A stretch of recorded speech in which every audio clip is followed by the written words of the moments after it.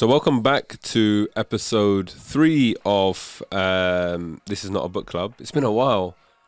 So the episodes have obviously gone out January, February, and we're now in March. Yes. But we recorded the first 2 episodes at the tail end of 2022. And it feels like a long time since we've done this. It does, yeah. Do you remember how this all works? Yeah, I'm starting to remember that these are the microphones. Yes. That's Salim, I'm guessing. Yeah. And this is not a book club. This is not a book club. Have you had any feedback? Because obviously, like I said, it's been so long since we've been in the studio. Yeah. I think it was great on Instagram in particular. After the first episode, we got loads of feedback and people messaging and saying they really enjoyed it. I met someone the other day, one of my relatives, who said that he listened to both the podcasts and then bought the books and read the books and really enjoyed. That's good cultural work done, right? I think we can retire the podcast now. But yeah, what kind of feedback have you had, if any? So yeah, as you said, early in Jan, when the first one came out in January, yeah. So after that, I had some feedback, especially on the page itself on Instagram, which was very positive. Someone said that it was a little bit too deep, which was interesting for me because I thought the second one would be a little bit. That was after the first one. After the first one, because we thought the first one was the chill one. Bit lighter, yeah. Yeah, this is going to be very light, by the way. If someone's joining for this session, don't worry. Yeah, but if they want a deep episode, then they're going to turn off. So let's. No, it's going to be very chill. Goes into deep places. Okay. Comes back to chill. It does whatever you want it to. Yeah. Whatever you're imagining from this episode is what we're going to deliver. Exactly. I think actually one thing that someone said is that we jump too quickly into the content. So they wanted some small like talk. how's life? How's life? Life. Actually, sorry, James, can we get a timer on the screen as well? Because I don't want the life bit to go on for too long. Wow, you have so much to say about your life that you're. No, your life, not mine. So go on. How's everything going? I'm not very good with small talk. Neither am If I. you ask me how's life, I'm like, okay, from a philosophical angle. Let's first talk about what is life. No, please, let's not. We'll do a whole podcast on that, I'm sure, further down the line. We didn't think this bit through. Like, this is the chill bit, but I don't know. It's going chill. It's very chill. Yeah. Are you chill? I'm chill. Let's jump Should we into just get into the podcast? All right. So I guess before we get to that, if you're listening to it for the first time, make sure you subscribe. We're also on YouTube. Just search for This Is Not a Book Club everywhere and anywhere, and you'll find us. And yeah, I think also, the feedback is generally quite helpful. We would love to hear your thoughts. Drop us a message. We've had negative comments as well. Yeah.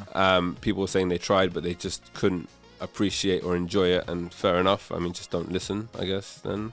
Yeah. But no, genuinely, it is constructive and helpful to know what people are thinking. No, it's very nice. Also, especially if people jump in the discussion, like some of the points we mentioned, if they agree, if they don't agree, or if they maybe have another idea about the book, for example, after reading it. It would be so nice to get a discussion we need to make going. A bit of effort as well, like posting on Instagram and stories. We shall. Yes. Maybe we'll do some lives or something like that.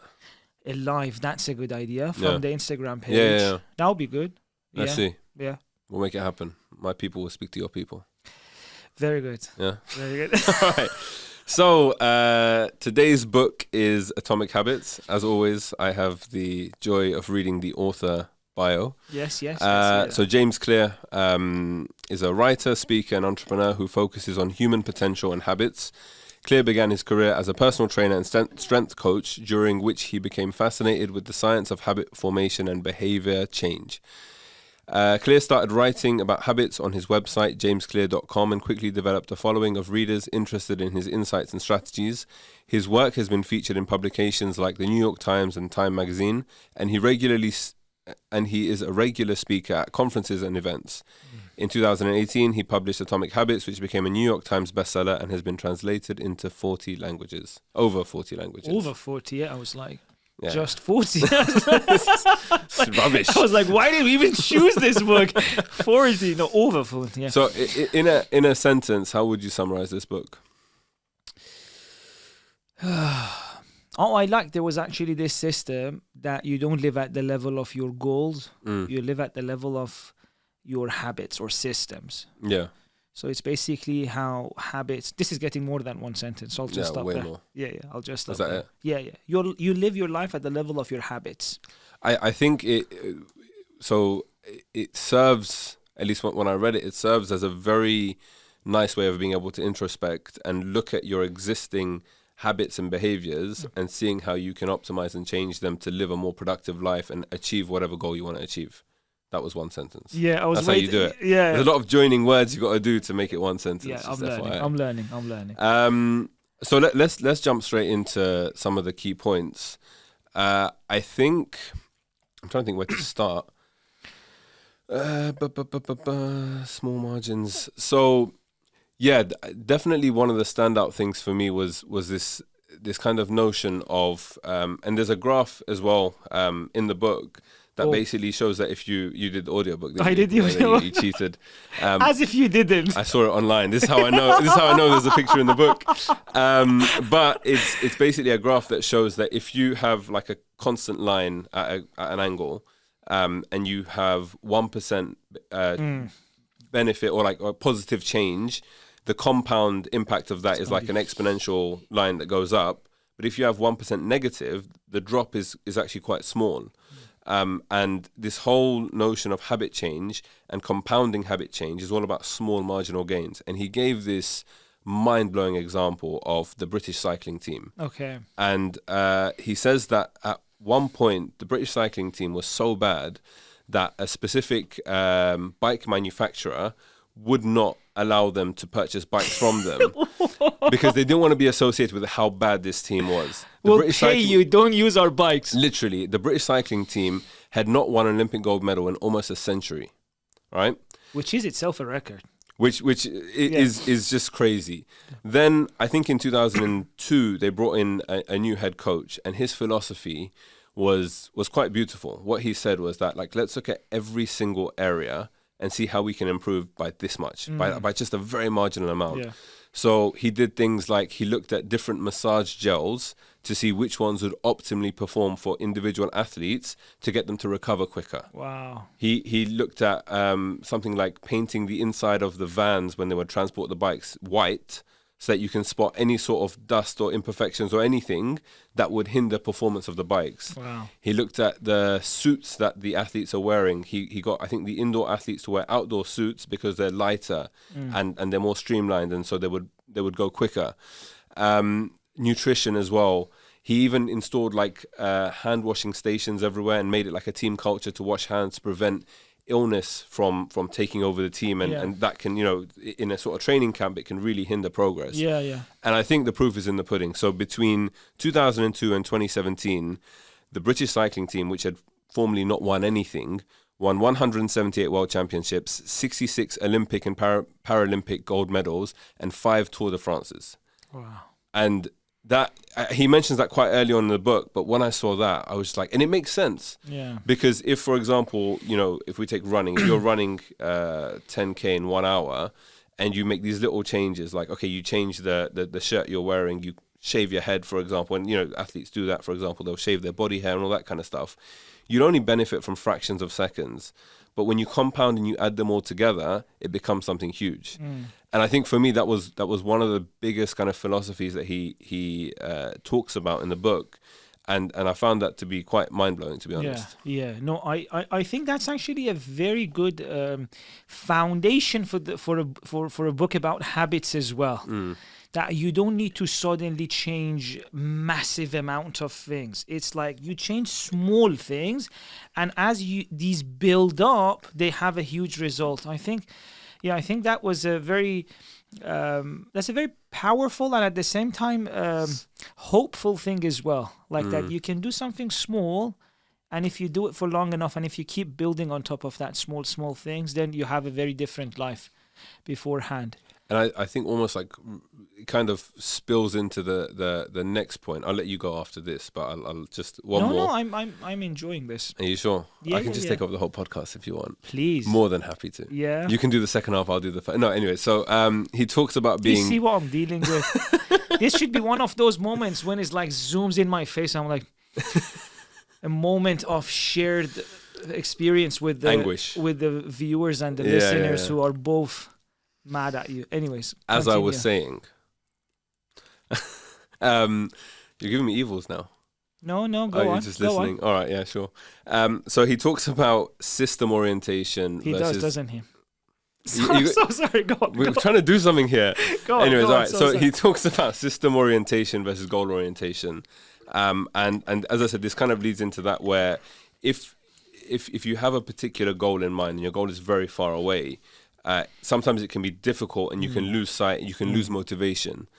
So being system orientated, so whatever that goal might be, like if we take winning a football match or winning a tournament, Yeah. you know that the tournament is in 6 months' time and you need to train for it. But along the way, you can kind of get lost because the tournament's far away, whatever. Yeah. Whereas the system for improvement involves eating right, working out regularly. Yeah. If you fall in love with the system, you fall in love with the things that are going to get you to that goal, Yeah. whether you achieve the goal or not, you're going to be, firstly, the probability of you achieving that will be greater, but also you'll have improved in that area along the process, which is Absolutely. ultimately what we want. Yeah.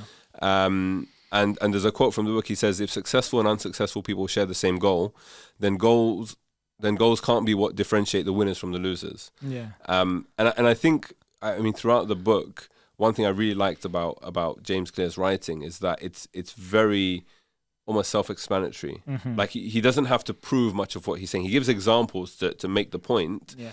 but it's very logical and it kind of sits well with yourself. Like, it makes sense. Yeah. If you want to start waking up earlier, Yeah. start waking up earlier and just keep plugging away. You might not get it every time. You might not wake up every time. Yeah. But, along the way, you'll suddenly become an early riser because Yeah. you're on that journey. Yeah, yeah. I really, really like this point of trusting the process over the over the immediate signs of the goals manifesting. Because as you said, with a lot of goals, you cannot really measure going closer to it.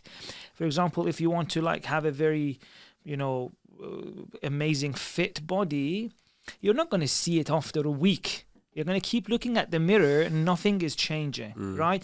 And if you make that your focus, that I'm going to get my motivation from seeing a change in the mirror or a change on the scale, that's going to be very disappointing. There's going to be ups and downs. There's going to be days you don't see anything. But if you say, I don't care about that, I'm sure if I put the right input, I'm going to get the right output. So I'm going to put my energy on the input, which is the process. So I think that's a very useful advice in anything really. So I think that's very good. And even in sometimes even in therapy, that really helps us. For example, if someone has anxiety, for some forms of anxiety, they have to do exposure response therapy, which is you have to go and face something that you're scared of. And when a person does that, the idea is, let's say, for example, I'm scared of being in a very crowded shopping mall. They say the solution to get over that, if you're, for example, doing exposure response therapy, you have to go to that very crowded shopping mall. Okay, first time I do that, I'm not going to see any tangible change. I'm there, I'm going to get anxiety is going to kick in, I'm going to be very stressed, and I'm going to feel all of that. At that point, if I only get motivation from the goal, which is not to be anxious, I'm going to stop the ERP very soon. But what do they say? They say, don't trust how you feel right now. Trust the process. The process has been tested. If you do this for 2 weeks, 3 weeks, slowly it'll go down. And, so it's very important that trusting the process over my own immediate experience of the situation is what helps people to know that others have done this. It will get to where I want. And it does. I like that. That's nice. Yeah. And I'll let you speak now. Any thoughts on the book? Any key points that you took away from it? So I really like the ones you mentioned. Yeah. I think just this idea that with small changes I can make my life better. I really like that. This one you mentioned as well. And also the continuation of this point, because after going from goal, he said you can either make changes at the level of behavior or the process, I change my process. And then he also mentioned another level, the level of identity. Yeah. Which is not that I'm going to put a system in to reach a goal. I'm going to change myself in the sense that what kind of person am I? I'm a kind of person who eats healthy. So like either eating healthy or having a system for eating healthy, or I'm a person who eats healthy. And I really liked how deep he went with that. That changed the way you look at yourself. Because a lot of people, as he says in the book, after a while of living in a certain way, they use those as like proofs that that's who I am. I'm a person who eats healthy. I'm a person who smokes. I'm a person who doesn't read. I'm not a reader. And he says, as long as you think that about yourself, it's very difficult to, even if you change your behavior, like, I'm not a reader, what's the point anyway? So he says, try to change that.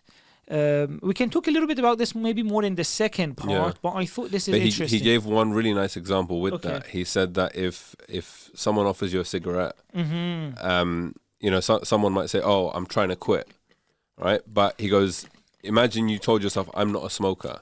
Your response would be, oh, I don't smoke. Or I don't smoke anymore, or whatever it might be. But I'm trying to quit means I'm a smoker who is kind of identifying as somebody who I kind of don't want to smoke, but maybe I do, and I will at some point. That's go back on what I'm example. saying. Very good example. And I think, again, like coming back to the book generally, he kind of litters examples throughout that really nicely substantiate the points that he's making. And you can almost like hear yourself in some of these examples in instances where you've said something like that, or you've not identified in a certain way. And I think on the flip side as well, when you have seen change, and like I was gonna talk about the 2-minute technique. So there's one really nice technique that he has about when you're trying to start something new. Make it very easy initially. 2 minutes, for example. And again, the example that he gave in the book was someone that adopted this technique, and he would go to the gym. This guy has never worked out before, was overweight, struggled with weight issues for a long time. He would go to the gym, work out for 2 minutes, and then leave. And he did this for a week. He did this for 2 weeks. And then eventually he's like, okay, I'm here. Like, I might as well do a bit more. So it went up to like 15 minutes. And the whole point is that I think starting new habits sometimes can become very daunting, especially when, you're so habituated to a specific way of life, or not doing something. Adopting something new into your life is not an easy thing. And so he says that, to make that like big mountain in your head and make it very small, you just make it very bite-sized. And now, like I mentioned to you before, I was going to talk about my own experience, right? So so I've started running the London Marathon in April, and I started running like the first day of lockdown. So 2020, when Boris Johnson said you can only leave your house for half an hour, I was like, I'm leaving my house for half an hour, Boris. And I hadn't run before that. I literally run once before that in the last, I don't know how many years. And I told myself, because I've had back issues and all these problems, I told myself I'm going to run for 20 minutes uninterrupted at whatever pace. And that's all I want to do. So, okay, I didn't do 2 minutes, but I did 20 minutes. I managed it on the first day. Then literally the next day, I was like, okay, I did 20. I can maybe do 25. I had enough left. Let me go 25. Then I went up to 30. Then I was like, okay, I'm doing like whatever, 4 and a bit kilometers. Let me get up to 5K. Then like those first few months, I just started running like 5 kilometers every day. Some days I'd run 10K, some days, but I just kept going. And now I would identify as a runner. Whereas back then I was just like some random bloke who was trying to run. But it's crazy how these things compound. And like when I look back at my own journey with running in particular over the last couple of years, it all started literally from that first time, just going out and telling myself, okay, I'm just going to do something very small. I don't care about the pace. I don't care about anything. And now, do you remember at what point you kind of felt like, no, I'm a runner. I'm not just some person who started running because of Boris? That's a good question. Like, I think now you feel it, right? Like honestly, at the beginning, you feel like a pretender. Because you jump on Strava and you see people's times and you see how active they are, and you're like, oh my god, like these guys are like super fit and whatever else. Is Strava the app that you write letters and stuff with the map of your writing? No, yeah, like it shows the map. It shows the map, and some people are bothered. And I've seen someone actually do like a map of that COVID like logo, that weird circle with the lines. I've seen someone actually do that with a run or a cycle. Map. Yeah. Wow. So you can do that if you're weird, but most people just will run around, the block and the normal path. The normal part of Strava.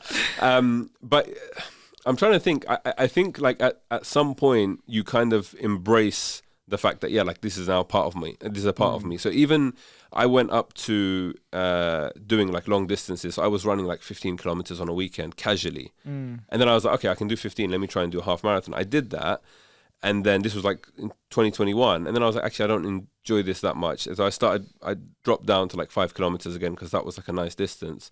Was running like once or twice a week. And then I was like, you know what, this is a part of my lifestyle. Like I have to run at least once a week. Yeah. And then you kind of embrace it and you know, get initiated by the community and suddenly you are an official runner. Yeah, which is I've got my running card in my pocket. I can show you later. There's a card for running, is it? It's a big community. Wow. Yeah. Wow.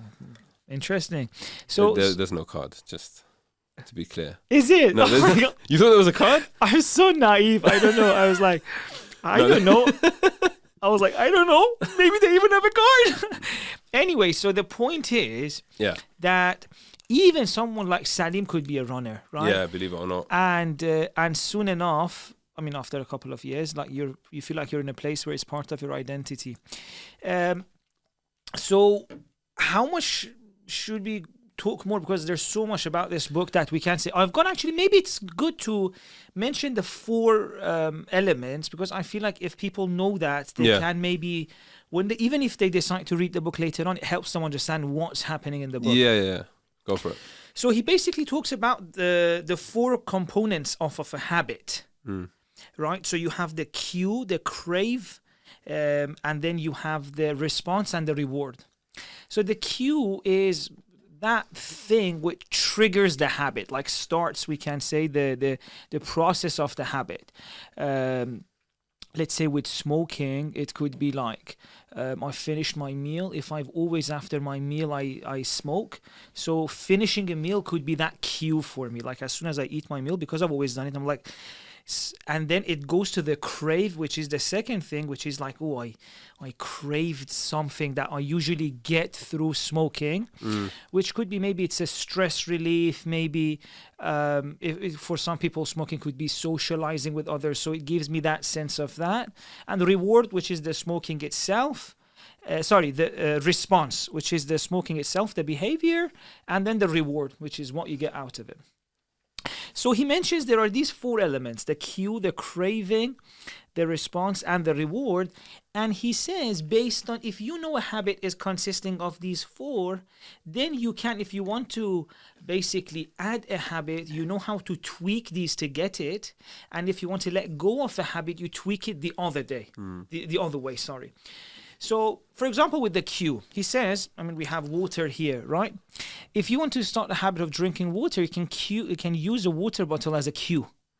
And in order to make sure you do it, you have to make it obvious. So more cues for you to drink the water. So he says, for example, leave a water bottle in every table of the house, in every room. Yeah. So what are you doing? You're increasing the cues and you're making them more obvious, so that whichever room you are, water bottle, I need to drink. So you make it obvious if you want to do it, and if you don't want to do it, you make it the opposite. So, for example, if you don't want to be distracted by your phone, you put it in another room. So that's with the cue. With the crave, he says you have to, if you want to really have a habit and stick to it, you have to make it attractive. So, for example, let's say I want to give a good habit. I can't think of a good habit. Let's say I want to the gym in the morning. Let's say I want to go to the gym in the morning, right? So I have to find a way that I make that attractive to myself. Maybe I can reward myself afterward. Maybe I can do it next to another habit that I like. Maybe, for example, if I like getting coffee I can say, you know what, I'll go to the gym and on the way I get coffee from this coffee place that I like. So you can link it to another habit that's attractive. Then with the response, you have to make it easy. Response is the actual thing. So now I want to go to the gym. I'll have to make it easy and manageable, which is kind of what you were saying, the 2-minute thing. Let me just go to the gym for a few minutes. And the reward, you have to give yourself a reward at the end of it, like you increase the reward. And for the gym, it could be like, if it's, you can like think of it, if it's in line with your goals, you can track it, gives you motivation, you can tell people to encourage you, all of these. So basically he says there are these 4 components. If you want to add a habit, you make them in a way that it makes you do it, or the other way. Right? So yeah, I think that was... There's one thing when you talk about cues. So I went through a phase where I got lost in the world of TikTok, and like I just found myself on my phone. I'd go on TikTok, and the algorithms are smart. So I think at the time I was big on like football videos. The algorithm got Salim. The algorithm got me, but like literally it was football videos, and then like I went through a Call of Duty phase. So it was just these like Call of Duty compilation videos and whatever else. And I just kept finding myself like stuck here. And again, this is like before reading Atomic Habits and learning about all of this stuff. But I was like, okay, how can I stop doing this? Because it's instinctive. And then you look at your screen time, it's like, oh, I've been on this app for 45 minutes. Where did that time go? And so what I did was I moved, so I have like 5 pages on my homepage. I moved the TikTok icon to the 5th page. And I don't usually go beyond page 1 or 2 because that's where all my main apps are. And I found that without having to make any effort, because the cue was gone, because that icon was not there anymore, suddenly the habit just completely dropped. And I think a lot of the times, like the issue is the cues. So I realized our examples are always like food based, but you know, if you're trying to cut down eating sweet food, don't have anything on the counter. Don't have like a box of donuts there. Because that's your cue usually to be like, okay, let me have one when you don't even potentially want to. And then even things like, you know, the way you can prepare or the way that you can introduce new habits. He talks about habit stacking. So I think one of the main things that I realized from this book is that you can very easily audit your habits. So think about a day, think about, okay, I wake up, I turn my alarm off, I look at my phone for half an hour, I then brush my teeth, I then do this, I do that, whatever. So firstly, you can like ascribe like a positive or a neutral or a negative to the action. So for example, waking up, it's fine. Phone for half an hour, maybe it's negative, you know, if you don't want to do that. Then if you meditate at some point, okay, that's a positive. And then literally audit your day. And then with the good habits, if you want to introduce new habits, you can add them on to those existing things. And I think it's, like I said, like it's... Maybe it's good to mention an example of that. Like he was saying, if every day you like adding a good habit to another good habit. Let's say he said, if you every day you know that you make a coffee for yourself every day. You go to the kitchen, you make espresso or a latte, whatever. He says that's something you know you do, so you can add another thing you want to do to that. Maybe you can, for example, go and say a small prayer of gratitude, 2 minutes, or write in your journal for 2 minutes. You say, you know what, after I made my coffee, I'll do this. I just really like that example, so I thought maybe I can mention it now that you talked about it. You wanted to continue with that? I interrupted you because I just remembered something I was going to get onto our ratings, but if you want to say something, just one last thing. You know, because we said one thing about the cues, so you can play with the cues basically. You want to do something, you make more cues. You want to do it less, you put it farther away. With response as well is the same. If you want to add a habit, you make the action easy, small task. Let me break the essay down. Let me, I don't know, bring this project to smaller chunks. Let me go to the gym 2 minutes, and the opposite as well. You make it bigger. One example which I realized it really helped me myself, I'm trying to eat more fruits. Okay. And I realized I tried one thing Dan Ariely said. He said, put the fruits not in that fruit thing of the fridge. You know, you have to open it. Never going to open it. So I started putting the fruits in a bowl in the shelves, in the normal shelves. That helped a little bit. But then I realized what really helped was like making the process easy at another time. So for example, let's say in the morning, chop fruits if I have time, my grapefruits, my apples, and etc. And then it's ready during the day. So let's say in the afternoon when I'm like, what should I have? I don't need to think about cutting the apple. It's already cut in the fridge ready. So I've made it easier from before. Nice. So later on, when I want it's there and I have it. This one really helped me. So because it was related to the book, I thought you can share it. That's nice. I like that. Yeah. Are you still keeping that up? Yeah. And my wife is as well really helping because she's a fruit eater. So it's nice to have someone who's like that, because she was into preparing it from before. I learned it from her. And so another interesting thing, something I have fallen for, like I was a victim of this. You know how he says, one of the problems I have at restaurants, the meals are sometimes too big, right? So if I'm strong, I'll try to eat half and leave the rest for takeaway. But sometimes, it's there. You're talking a little bit more, a little bit more, a little bit more. He was suggesting before they bring the meal, ask the waiter, can you please bring half of it? And before bring it, put half takeaway for me. I was like, that is very good. I'm going to try that. I still haven't, but I think I will. I don't know if restaurants would do that, though. They would. They're so nice. They're so nice. Why would it? Because at the end, they offer to put it in takeaway. Why is it different? So they'll just do it beforehand. Yeah, see how it goes. Because sometimes I tell them I want half. They're like, well, you're going to pay for the whole thing anyways. Yeah. I've tried that. I've tried telling them, like, I don't want chips. They're like, yeah, but you're paying for it. I'm like, yeah, but just keep it. I don't want it. I don't know why they force it on you. I went to this place. I hope they're watching. To have steak. Can we name and shame them? No. So they learn. I don't want to name, but I hope they change. I went to have steak. I'm hoping this is a healthy food I'm having. Yeah. And they're like, you have to have a side. What are the side? Pasta, big potato wedges. I'm like, mate, like, why do you force that upon me?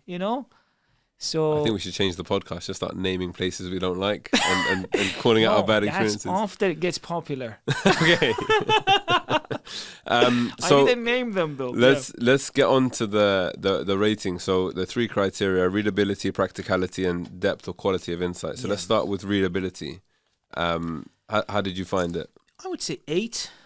Yeah. Quite readable. Maybe just a little bit stretched, but 8, I would say 8. So I had the same and pretty much the same thought. Like I think the first half of the book almost goes a lot quicker than the second half. Yeah. Because he kind of it does labor a little bit, but there is kind of new perspectives that he kind of brings in and tips and whatever else. But overall, it's not that long of a book. Oh, it's not long at all. I mean, compared to The Righteous Mind, this is half of that. Last month, I remember like when I saw how long this book was, this is like a walk in the park. Yeah. Practicality,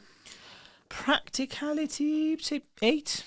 Yeah, I think I gave it a 9. 9. Because I think it's a lot of theory in the sense that he kind of explains habits from like a holistic perspective, but it really comes down to if you implement it or not. Like, you can read this book, walk away, and nothing will change, or you can read this book and it can change your life.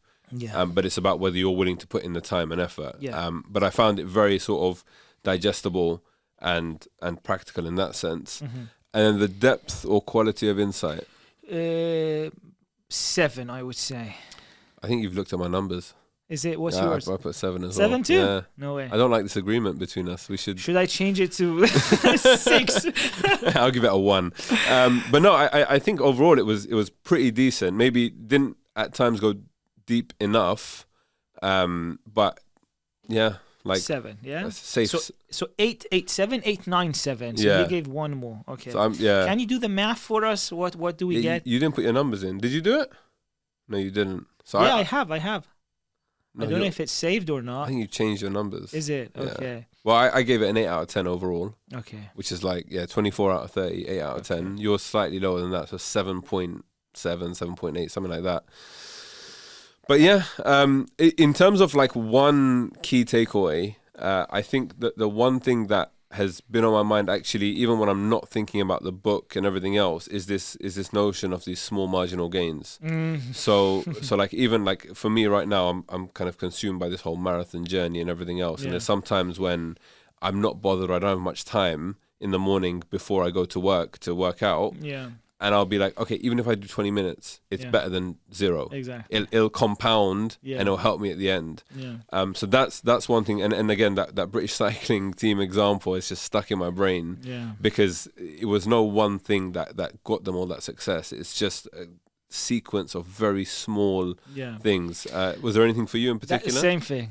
Exactly same you're thing. Literally I think you've read my nose. It doesn't help. You haven't written anything of your own down here. So I am a bit suspicious, but all right, whatever. I have my own examples, so I'm not going to share it. But it was for me. I think that is the most important part of the. Reminds me of that compound of the compound effect. There's another book which maybe one day we can, which is basically this: things compound, called the compound effect. All right. It's a very good effect.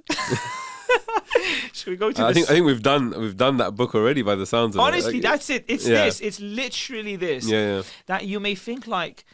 One example I remember from the book was like, you think like, if I just have this chocolate, it's not going to make any difference. And then the guy brings his math. He's like, okay, let me tell you, this one chocolate in 10 years, if you have these one chocolates every, for example, month, in 10 years, this is the impact. Or if you had done, for example, 10 push-ups that night in 10 years, it's like, okay. So yeah. I think the one thing that I've seen, because I've tried over the last couple of years to implement a lot of behavioral change in myself. And the one thing I realized is that initially, it's very difficult. So like I would try and take, for example, a protein shake to work to have that during lunchtime. And literally at the beginning, I would make the protein shake and then leave it at home. Because my brain is not wired that I grab that when I leave the house. And it sounds really stupid. The first day I'd forget, the second day, the third day. And then like 1 week I'd remember like once in the week. Yeah. Then twice, and then now it's just a part of like, yes, I know I have to make the protein shake in the morning and take it with me. Yeah. And like very rarely will I forget to do that.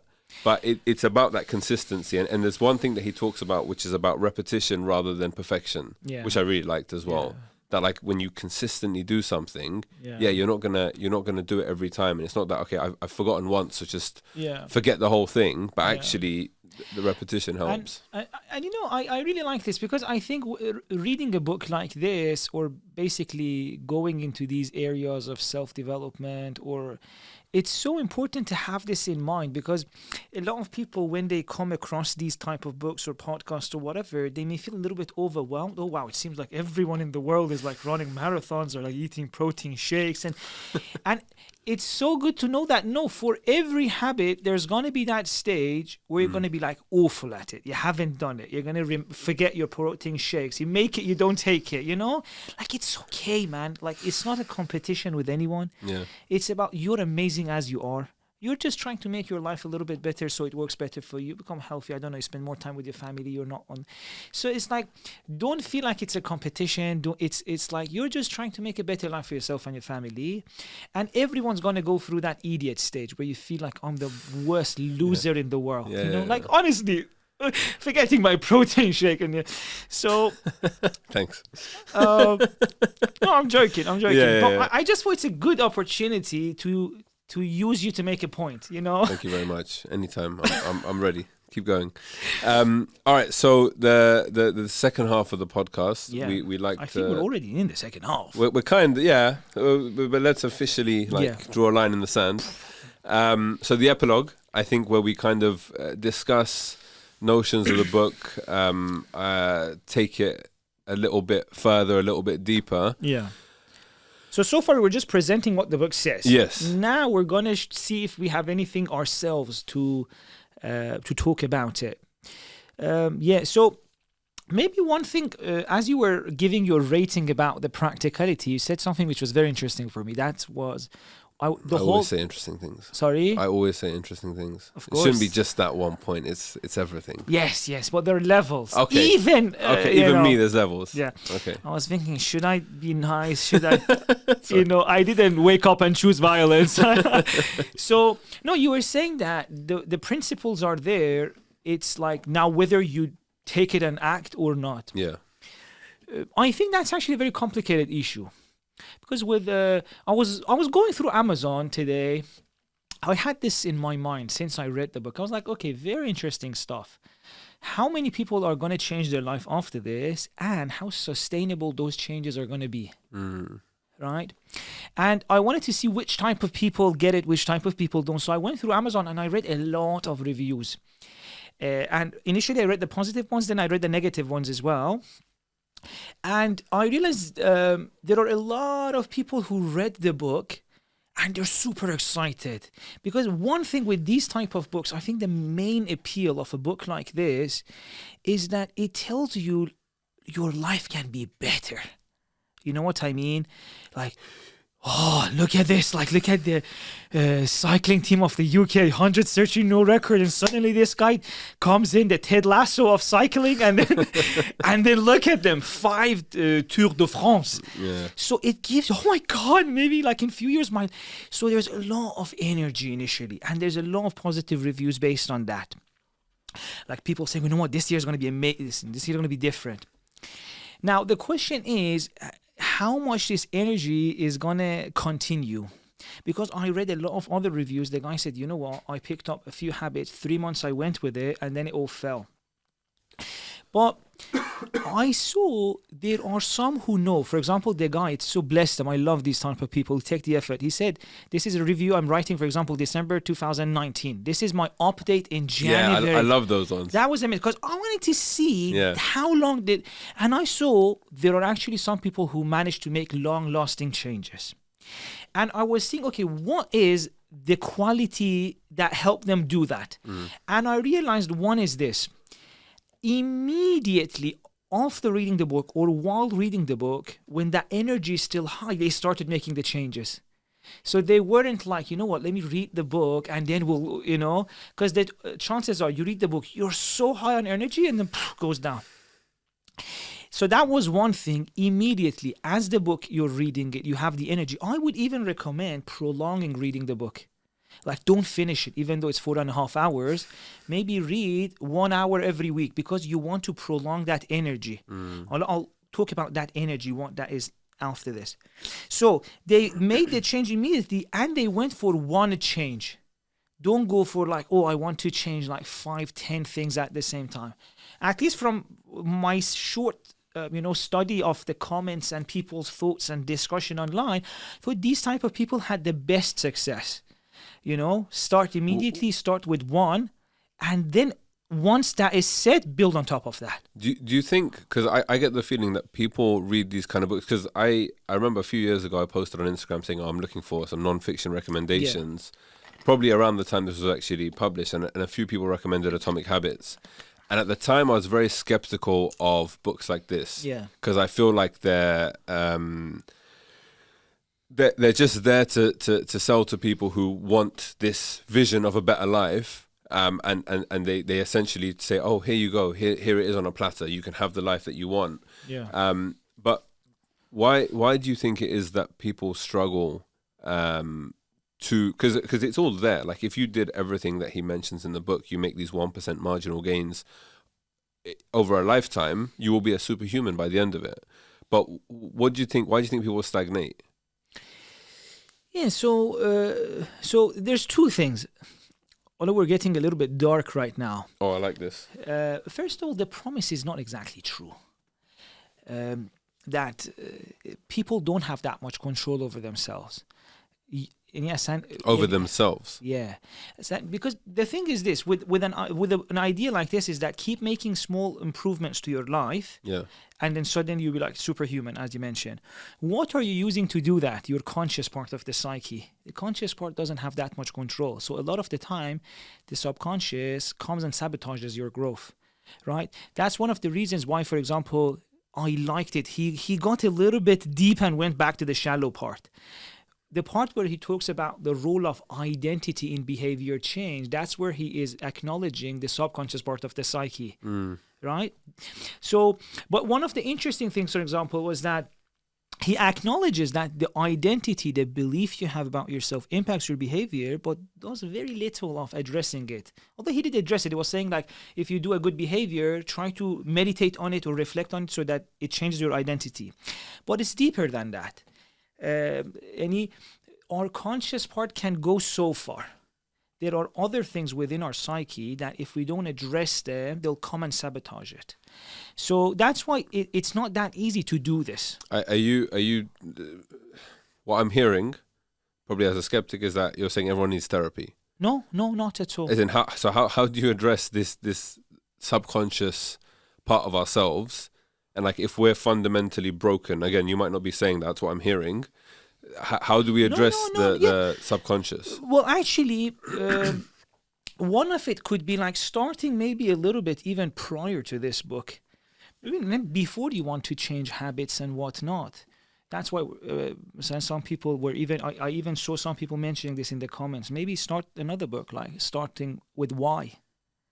Simon Sinek. Yeah. Because at the end of the day, why am I adding these habits? And if you haven't thought about this, even your whole journey of adding these habits becomes a journey of copying others. Like you see what kind of habits are, culturally celebrated. Do this, do that, do that. Like, oh, now everyone is having like celery juice. Now everyone's doing this. Now everyone's doing push-ups. Now everyone's doing this. If it's cultural, it may not be resonating with the deeper parts of you, and the deeper parts of you may at some point sabotage it. It's not like everyone may, because think about it. Is everyone going to feel the same about having $100 million? I don't think so. For some people, that's everything. For some people, that's not really everything. So it all goes down to what kind of person am I? What kind of person do I want to be? What's life? And then from there, you start realizing, okay, what kind of habits, you know what I mean? What kind of habits even a person that I want to be would do?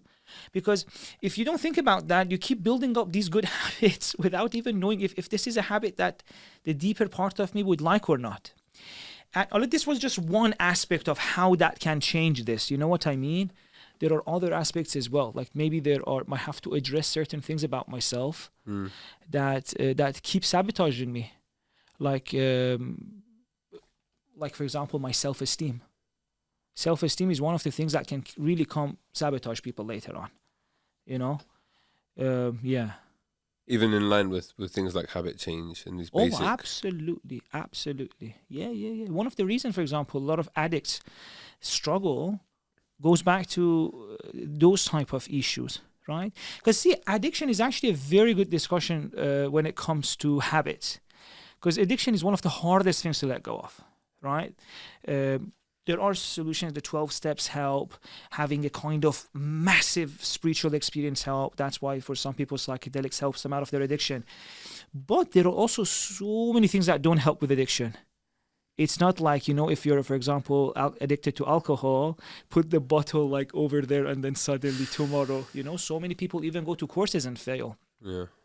Well, the reason for that is manifold. Like one of it is that once a bad habit has been there for a while, the cues become so many and so many things are associated in your brains. It's not just one cue. I've heard something about neurological pathways and how it's like sort of I mean, this is not my area at all, but I think that like suddenly the from cue to enacting whatever it is that the addiction is, it's like a very short distance, almost like neurologically. Yeah.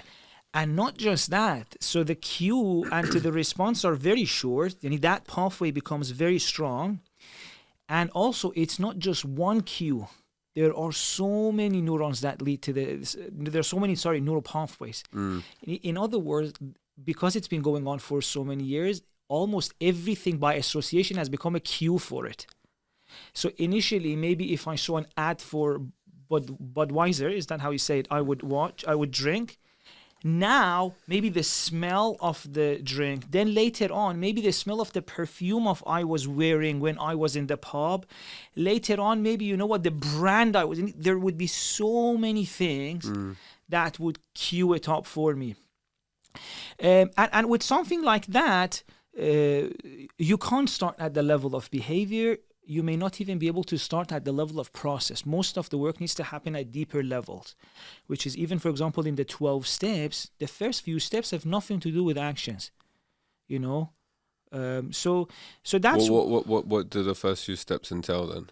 So, in fact, one of the first steps is that, among the first steps that I'm in a place where I'm not happy about it. There's nothing I can do to get myself out of it.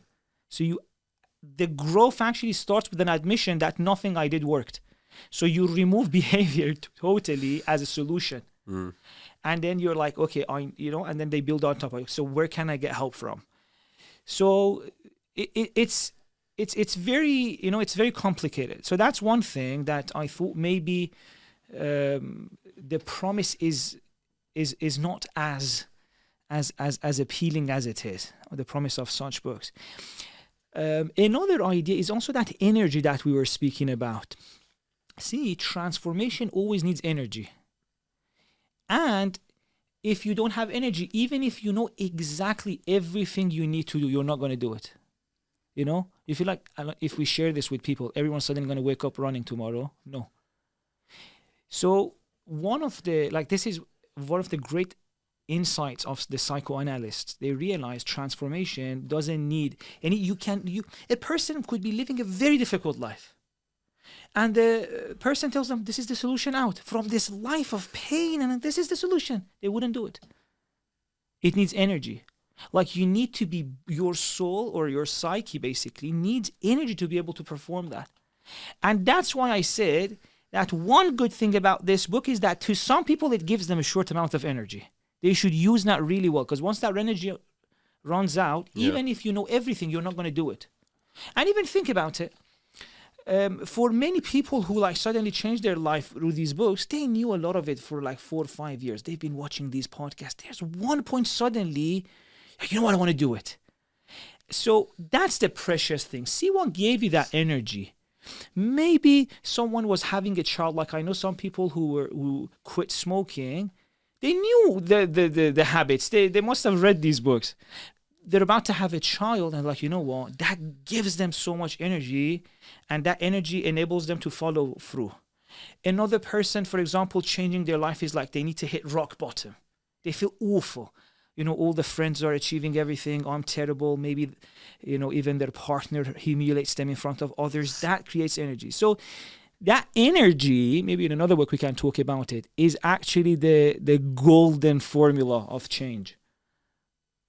That's really interesting. I think with something like this, with this book, you're right. Like when you frame it in this way and you talk about kind of addiction and energy and all this kind of stuff, I think maybe it is, I don't know, like it feels very surface level and simplistic to an extent, but I think at the same time, it offers some form of hope.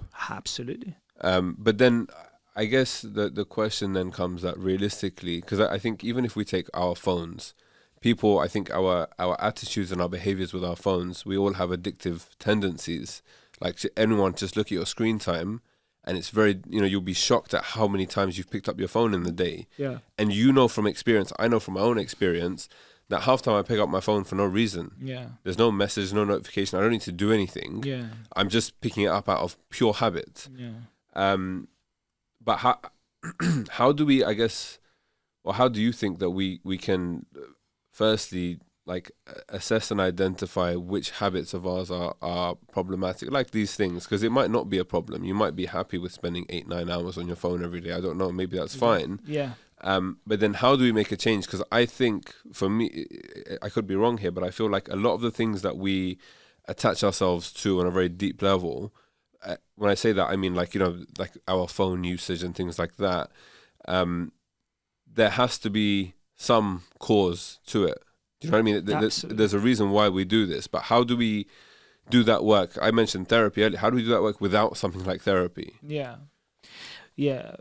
But by the way, you know, I just want to clarify that when I said not necessarily therapy, I didn't mean that therapy is bad. I was just saying therapy is not the only way. Like, no, but that's what I'm saying. That was obvious. Yeah. So, because also I think, sorry, just on therapy, maybe it's not accessible for everyone. They can't afford it. You know, there's a lot of obstacles there. Massive waiting list. Yeah, for people who can't go private. Yeah. Because it feels like these books, and based on the feedback that you're saying from Amazon comments, that these books don't necessarily cut it for everyone. Not for everyone. Yeah. Like I think, like my own experience, like I said, reading this was that I had already been on like a little journey of habitual change. And so I could already see some of the things in the book that I had already implemented. And I thought, actually, it put a name on it. And I'm saying, okay, I can try and do this properly and do this more, and build on it. But if you're coming in and you're dissatisfied with the way that you live, the habits that you have, reading this book won't necessarily lift you out of that into a better place. Like you said, you know, the roadmaps are there. Yeah. So what should we do, etc.? I think considering the fact that we're almost towards the end of the podcast, maybe we can talk about it in another book that it's like a deeper book. We can pick a book that is in line, definitely. Yeah, I think that would be good. But just now, because I don't want people not to read this book, because let's talk about how to make the most out of this book. Yeah. Right? Because as I said, a lot of people have, at the same time, really been benefiting from it. I think what a book like this does is that it goes, if it works well for you, and it's that it goes inside you, and if there is an understanding or an idea that maybe if life was like that, I would be happier. If there is already something inside you and this hooks that, then it awakens part of you. This is maybe the most precious thing about a book like this, way more than anything it teaches. Right? If you feel like you can read this book and suddenly after maybe 6-7 months of just like sleep living, which is like you just go through life then, and like, oh my God, maybe it doesn't have to be like that. That is very precious. And I feel like if you read the book and that thing awakened in you that maybe I could live different and get different results, then sit with that. You know, take that seriously. Don't finish the book. Prolong the book. Think about that. And so I think just getting even that out of the book is very precious. Because that means it connected with a deep desire inside you that I want more. I expect more from myself, from life, etc. So I think that is a good thing. Do that and then just take that seriously. And maybe from there, go to this, like keep thinking, okay, what an ideal life for me would look like? What are my values? And maybe we can talk about that, continue. But I don't want people not to read this book, you know? No, it is definitely a good read. But I think then you made me have an existential crisis at the end. So thank you very much. And on that note, this is not a book club podcast. But I think that's the whole point, right? We want to, like, you know, the books that we're choosing, the books that we're reading, I think definitely are good reads, and exactly. I mean, we're not just picking books out of the air and thinking, but then the second half of this podcast is all about kind of being a bit existential with it and really trying to get under the surface. So yeah, that's pretty much it for this week. In terms of the next podcast we're recording, the book, I chose this one, I think. Yes, you did. Can't Hurt Me by David Goggins. Now, I'm gonna save it for next podcast, but I've become a little bit obsessed with David Goggins. A little bit only, just a little bit. Yeah. But it's like, it's almost, especially with like his life story is amazing, and I think the book in itself as well.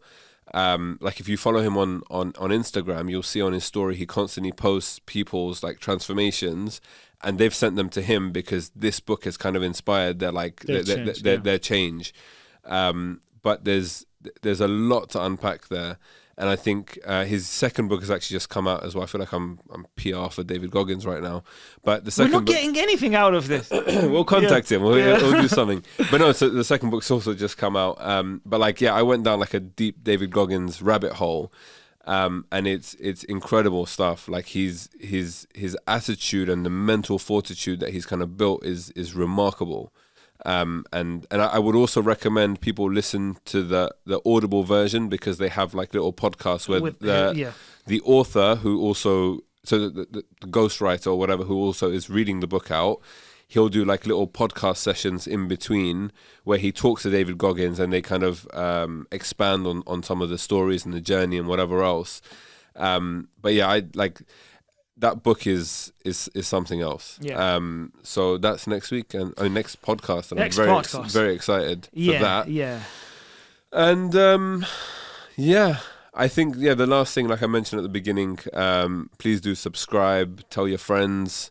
You can follow us on Instagram. We're on YouTube as well. And also leave a nice positive review and rating. Some of you already have, and we really appreciate that. But the rest of you, why haven't you? I mean, Fake fans. But yeah, that's it. Yeah, that's it. Maybe one thing, they can even turn listening to this podcast as a habit. Like you make your coffee. After the coffee, leave another positive comment. But not even that. Don't listen to it in one go. You have to like prolong the experience. Exactly. I was listening. Exactly. And I guess that's it. This is not a book club podcast. Yeah, it was a 4 out of 10 there, wasn't it? What? The way I said it? Yeah. One more. No, I got. And I guess that's the end. And this is not a book club. 4? Yeah. Still? Yeah. You try, man. No, we're done. We're done. We're done.